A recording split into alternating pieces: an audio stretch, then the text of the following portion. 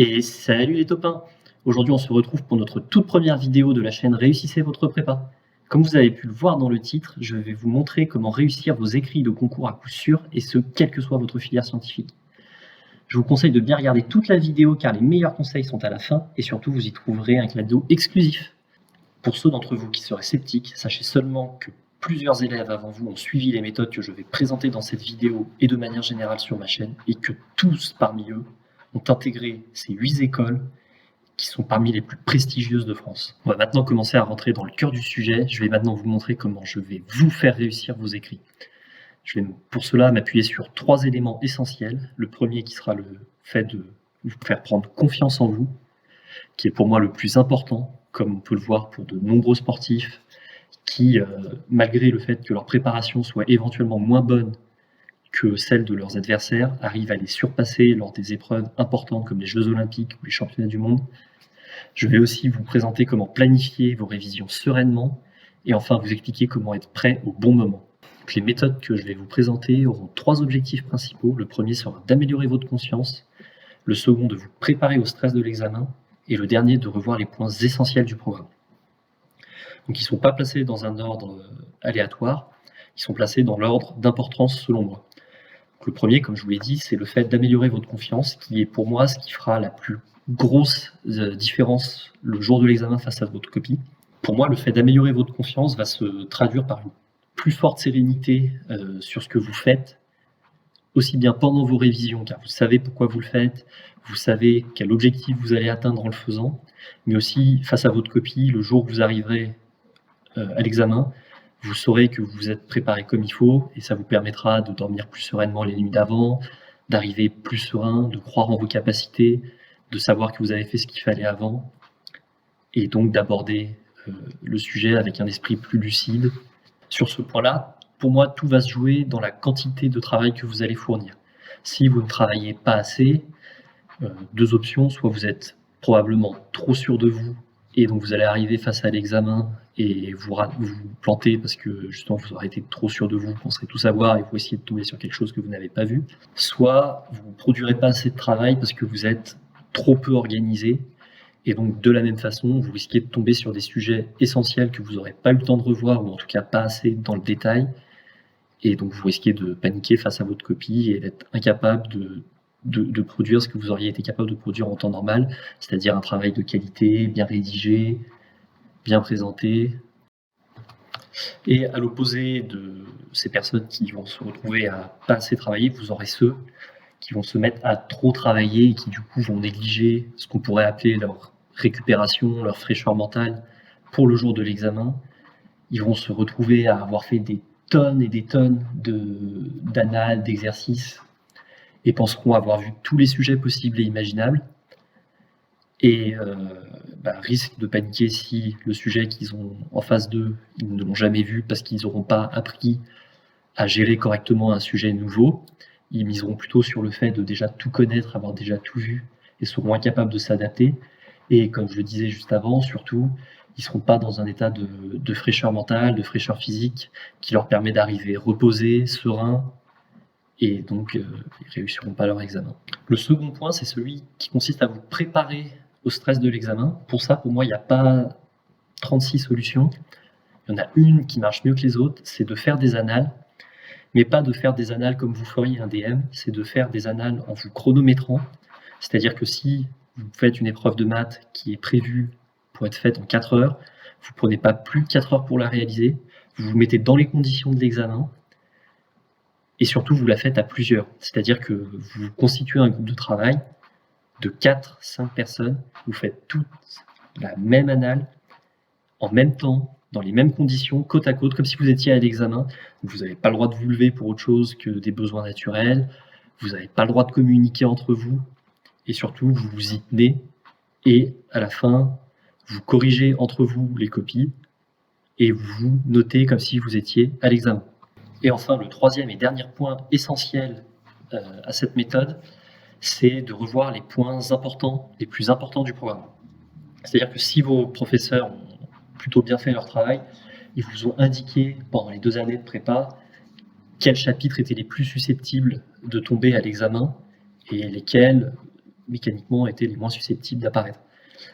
Globalement, ce que vous avez appris en début de sup, c'est juste des prérequis pour comprendre ce que vous verrez par la suite, et donc ça ne constitue pas un sujet d'examen en lui-même.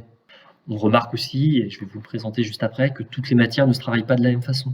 Tout ça, ce sont des points qui vont vous servir à optimiser le temps que vous allez passer sur chaque matière et vous permettre de revoir de façon efficace les points essentiels du programme, ceux qui ont le plus de chances de tomber, ceux qui représenteront le plus de points à vos écrits. Donc comme je vous le disais juste avant, on ne va pas travailler toutes les matières de la même façon.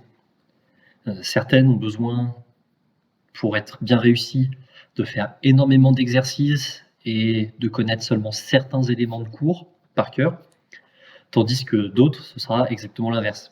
Il vaudra mieux miser sur le fait de connaître son cours sur le bout des doigts dans son intégralité et faire quelques exercices très bien ciblés. Et on va aussi voir que pour certaines, ça ne vaut pas le coup de faire des annales. Pour moi, la première catégorie, ça va être celle où on va retrouver les mathématiques et la chimie, qui sont deux matières où vous aurez besoin de connaître très très bien votre cours, d'être capable de connaître toutes les méthodes de rédaction, de très bien rédiger. Et ça, vous le mettrez en application sur quelques exercices très très bien ciblés. C'est-à-dire que selon moi, je pense qu'il est mieux pour un ou deux chapitres entiers traitant d'un thème très précis, de faire un seul exercice très bien ciblé. Et concrètement, tout ça, ça va se traduire par, quand vous faites un bloc de travail de 2 heures de mathématiques ou de chimie, vous allez passer par exemple 1h30 à bien revoir le cours, bien revoir chaque proposition, chaque définition, éventuellement les démonstrations qui vont avec.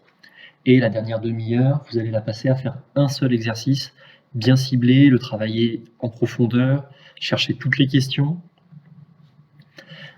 À l'opposé de cette première catégorie, on va retrouver une seconde catégorie où dedans je fais rentrer la physique, les sciences de l'ingénieur et l'informatique, où là en fait vous serez assez peu évalué sur le cours. On vous demandera d'avoir compris les phénomènes physiques qui entrent en jeu, d'être capable de connaître forcément quelques formules, éventuellement une ou deux définitions en plus. Mais le plus important, ce sera d'être capable de faire des exercices. Donc là, ça va être l'inverse de ce qu'on a vu juste avant en mathématiques. Sur un bloc de 2 heures, vous allez passer une demi-heure à bien revoir les formules, être sûr de bien les avoir comprises, d'être capable de savoir quand les appliquer, et 1h30 à faire énormément d'exercices, les varier un petit peu, pas tous les mêmes, pour pouvoir mettre en application ces formules, savoir quand est-ce qu'on les utilise, et c'est là-dessus que vous serez évalué au moment de l'écrit du concours. Donc, ces deux catégories-là sont celles, selon moi, pour lesquelles vous aurez besoin de faire des annales. Donc pour moi, les annales sont jamais la priorité, mais un moyen de vous préparer à l'examen. Et donc, voilà, faut pas faire que ça, faut toujours garder du temps pour les cours et les exercices à côté. Les deux dernières catégories vont, elles, plutôt concerner le bloc littéraire. Donc vous trouverez d'une part les langues vivantes, excusez-moi, et d'autre part le français. Donc pour les langues vivantes, la première chose à faire, c'est revoir les méthodes. Voilà, la contraction croisée, ça se travaille pas de la même façon que la synthèse. Donc bien être au clair sur les méthodes que vous aurez à utiliser pour ces langues. Une fois que vous aurez bien vu les méthodes, que vous les aurez bien en tête, pour moi les langues, on continue à les travailler de la même façon que ce qu'on les a travaillées toute l'année. C'est-à-dire qu'en premier lieu, on apprend du vocabulaire. Donc, éventuellement, là, si vous jugez que vous en avez assez sur tous les thèmes que vous avez vus au fil de l'année, enfin même des 2 années de prépa, revoir celui que vous avez appris. Et après, vous continuez à vous exercer en expression et en compréhension écrite. Donc là, la chose la plus efficace à faire, je pense, c'est de prendre un texte que vous êtes capable de lire à peu près en une demi-heure et de vous exercer à en faire des résumés dans la langue. Donc le texte est évidemment dans la langue que vous souhaitez travailler et vous en faites des résumés dans cette langue également. Là, l'important, c'est pas forcément de faire ou de ne pas faire des fautes, c'est surtout de continuer, voilà, à travailler dans la langue, faire un peu de s'adapter, faire l'exercice dans sa tête, de continuer à pratiquer cette langue. Vous pouvez très bien aussi commencer à envisager l'oral et faire de la compréhension orale et de l'expression orale. Donc typiquement, vous prenez des pistes audio que vous avez utilisées pour vos cols au fil de l'année ou des vidéos que vous trouverez n'importe où sur Internet qui traitent de sujets d'actualité. Vous les prenez évidemment dans la langue que vous souhaitez exercer et après, avec votre groupe de travail, vous échangez toujours dans la langue sur ces thèmes-là. Et enfin, la dernière matière qu'on va venir travailler durant nos révisions, c'est le français. Le français, la première chose, comme pour les langues vivantes, c'est de revoir les méthodes, être bien au clair sur chacune des épreuves que vous visez, savoir ce qui sera attendu de vous très précisément, éventuellement revoir vos copies de l'année pour voir quels aspects ont un peu été moins bons, notamment sur la méthodologie, encore une fois, et après apprendre par cœur toutes les citations importantes qui vous ont été données au fil de l'année. Il faut que vous en ayez plusieurs pour chaque œuvre, sur chacun des thèmes possibles, des grands thèmes possibles qui rentrent dans la thématique justement globale de votre seconde année. Il y a quand même peu de chances que vous ayez besoin d'utiliser celle de première année. Donc concentrez-vous bien sur des citations de seconde année, il faut que vous en ayez au moins, à mon avis, une dizaine ou une vingtaine par œuvre. Donc voilà, maintenant on a vu comment on allait travailler chacune des matières, comment on allait se concentrer ou non sur les exercices, sur le cours et les méthodes, et éventuellement les annales pour celles qui sont concernées. Maintenant, je vais vous parler de l'élaboration de votre planning de révision, parce que les révisions, on ne va pas y aller la fleur au fusil, en se disant, voilà, il faut que je fasse des maths, de la SI, de la physique. Non, on va cadrer les choses, on va voir comment on fait chaque chose, à quel moment on fait quelles annales. Donc pour moi, le premier point important, ça va être d'identifier les matières clés. Donc les matières clés, il y a plusieurs façons de les identifier, ça va dépendre un peu de la méthode que vous choisissez. La première, c'est de prendre le ou les concours qui vous tiennent le plus à cœur. Donc typiquement, vous voulez intégrer Polytechnique, vous prenez le concours Polytechnique et vous regardez chaque épreuve, quel pourcentage elle va représenter de votre note finale. Donc, concrètement, vous regardez les coefficients. Donc vous faites, je ne sais pas si votre épreuve de maths 1 compte pour un coefficient 8 sur un total de 70, et ben le temps que vous allez passer à réviser cette épreuve de maths sera à peu près 11% de votre temps total. L'autre façon de faire, c'est plutôt de se concentrer sur les matières sur lesquelles vous avez des faiblesses et qui sont importantes. Typiquement, si vous avez un profil où vous êtes très très fort en physique et en SI, mais que vous avez du mal en maths, vous allez chercher à passer plus de temps sur les maths que sur la physique et la SI. Et après, vous pouvez imaginer à peu près tous les mix entre ces deux méthodes, c'est-à-dire que vous allez calculer les pourcentages. Si vous remarquez qu'il faut que vous passiez 30% de votre temps en maths, mais que vous sentez que vous avez besoin de travailler un peu plus les maths que les autres matières, vous allez y passer 40% de votre temps et vous allez passer un peu moins de temps du coup sur les autres matières importantes, mais vous aurez plus de facilité. Le second point dans l'élaboration du planning, c'est de choisir les bonnes annales et les bons exercices et donc, mécaniquement derrière travailler les bons chapitres comme on en a parlé déjà auparavant. Donc, choisir les bonnes annales, ça va être prendre des annales qui couvrent au maximum l'ensemble du programme et qui sont représentatives du concours que vous voulez passer. Donc, dans 90% du temps, ça va être prendre une annale de ce concours-là qui est assez large. Et pour trouver les bonnes annales, ce que je vous conseille de faire, c'est pas d'aller les chercher une par une, regarder toutes ce qu'elles couvrent. C'est d'aller demander à vos professeurs de la matière concernée, éventuellement vos professeurs également de sup, et leur demander, selon lui, quelles sont les 3-4 meilleures annales sur cette épreuve, et après, aller par vous-même justement regarder ces 3 ou 4 annales, et choisir celle qui vous semble la plus adaptée, la plus intéressante, notamment si elle couvre les aspects sur lesquels vous êtes les moins à l'aise. L'autre point important sur ces annales, c'est évidemment d'avoir les corrections, parce que faire une annale, si derrière vous ne pouvez pas vérifier que ce que vous avez fait est juste, l'intérêt est assez limité. De la même façon, pour les exercices, vous pouvez soit reprendre dans vos DM, vos DS et tout simplement vos TD, des 2 années de prépa, ceux qui vous semblaient les plus difficiles sur les cours que vous souhaitez traiter. Une fois que vous aurez bien identifié quel pourcentage de votre temps vous voulez passer sur chaque matière et quelles annales vous ferez, quels exercices vous ferez, quels chapitres vous allez réviser, il reste à mettre tout ça en forme. Donc moi, ce que je vous conseille de faire, c'est créer un tableau, typiquement sur Excel, où vous placez les heures de la journée en colonne, enfin en ligne plutôt, et en colonne les jours qui vous restent sur lesquels vous comptez faire des révisions. Et vous prenez ce tableau, vous mettez des blocs d'annales tous les matins, presque tous les matins, vous pouvez vous laisser quelques matins où vous soufflez un peu, mais vous mettez des blocs d'annales tous les matins, donc typiquement de 8h à midi ou de 8h à 14h pour les épreuves qui durent un peu plus longtemps. Après avoir placé ce bloc d'annales, vous mettez votre repas.